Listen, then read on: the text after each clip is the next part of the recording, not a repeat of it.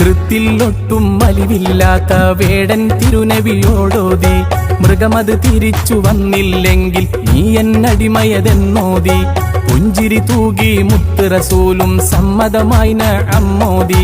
ദീർഘനേരം കാത്തിരുന്നു മാൻ പേടയുടെ വരവും തേടി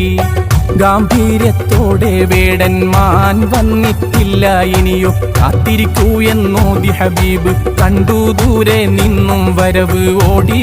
പീതച്ചു കരഞ്ഞു ചാടി മനമൂരുകുന്നു എന്റെ റസൂലിനെ സാക്ഷി നിർത്തി എങ്ങോട്ടോടാനാണീ പാപിയതെന്ന വാക്കാ വേടൻ കേട്ട സമയത്ത് പൊയ്ക്കോമാനെ നിന്നുടെ മക്കളെ ചാരത്ത്